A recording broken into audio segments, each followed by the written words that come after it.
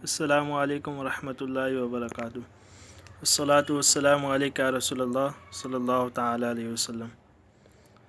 آج ہم پڑھیں گے مصدر کا اجرا کس طریقے سے کیا جائے۔ تو ایک مثال پیش کیے، سرنی انشاد الشاعر، مجھے شاعر کی شعر گوئی نے خوش کر دیا۔ تو اس کو سننے سے پہلے جو لوگ پڑھ چکے، عالمیت کا کورس مکمل کر چکے، وہ لوگ بھی اس سے فائدہ اٹھا سکتے ہیں، لیکن جو لوگ پڑھ رہے ہیں، دوران طلبہ ہیں، ان لوگوں کے لیے خاص کر بہت ضروری ہے۔ تو آپ لوگوں سے یہ گزارش ہے کہ ان لوگوں تک یہ ویڈیو ضرور پہنچائے تاکہ وہ لوگ بھی اس سے فائدہ اٹھا سکیں۔ تو ایک مثال پیش کیے، سرنی انشاد الشاعر۔ تو اس میں سرنی یہ کیا ہے؟ تو یہ فعل ہے، اور فعل کا ہم نے بتا دیا کہ کس طریقے سے اجرا کرنا، چاہے وہ ماضی ہو، مضارع ہو یا امر ہو۔ تو آپ اس کا بھی اجرا کر لیں وہاں سے آپ کی، تاکہ مشق ہو جائے۔ پھر ہے شاعر۔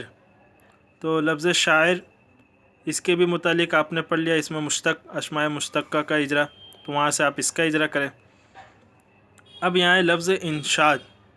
تو یہ کیا ہے؟ یہ تو نہ فعل ہے نہ اسماء مشتقہ میں آ رہا ہے، تو اس کا ہم آج اجرا کریں گے۔ تو لفظ انشاد، اس کو ہمیں دیکھنا ہے سب سے پہلے کہ یہ موضوع ہے یا معمل۔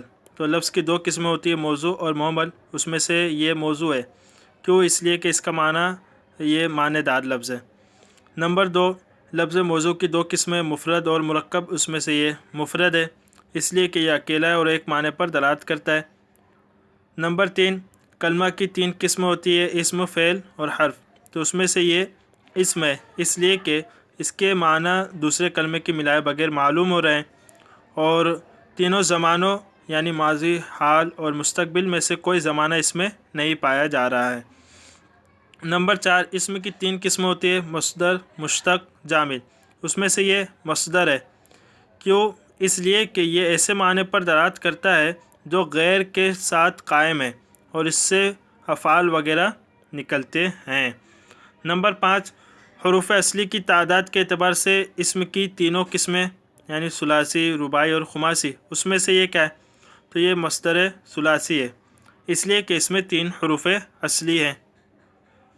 اب نمبر چھ، ثلاثی کی دو قسمیں ہوتی ہے، ثلاثی مجرد اور ثلاثی مزید فی۔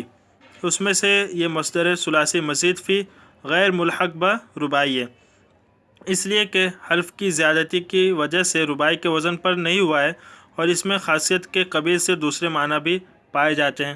تو یہ ثلاثی مزید فی غیر ملحق برباعی ہے۔ اب یہاں بیان کر رہے ہیں نمبر سات، مصدر ثلاثی مزید فی غیر ملحق برباعی کی دو قسمیں ہوتی ہیں، ثلاثی مزید فی غیر ملحق برباعی با ہمزہ وصل، اور ثلاثی مزید فی غیر ملحق برباعی بے ہمزہ وصل۔ تو اس اعتبار سے مصدر ثلاثی مزید فی غیر ملحق برباعی بے حمزہ وصل ہے، کیوں؟ اس لیے کہ اس کے شروع میں حمزہ وصل نہیں ہے۔ یہ حمزہ جو دکھ رہا ہے انشادن، اس میں یہ حمزہ قطعی ہے۔ نمبر آٹھ، ثلاثی مزید فی غیر ملحق برباعی بے حمزہ وصل کے پانچ ابواب ہیں، باب افعال، باب تفعیل، باب تفاعل، باب مفاعلت اور باب تفاعل۔ تو اس میں سے یہ باب افعال سے، اس لیے کہ اس کے ماضی اور امر کے شروع میں حمزہ قطعی ہے، اور باب افعال میں حمزہ قطعی ہوتا ہے۔ اب نمبر نو، حروف کی اقسام کے اعتبار سے چار قسم ہوتی ہے، صحیح، محموز، معتل اور مضاف۔ اس میں سے یہ مصدر صحیح ہے، کیوں؟ اس لیے کہ اس کے حروف اصلی میں حمزہ، حرف علت اور دو حرف ایک جنس کے نہیں ہے۔ تو یہ تھا مصدر کا اجرا کس طریقے سے آپ کریں۔ السلام علیکم ورحمۃ اللہ وبرکاتہ۔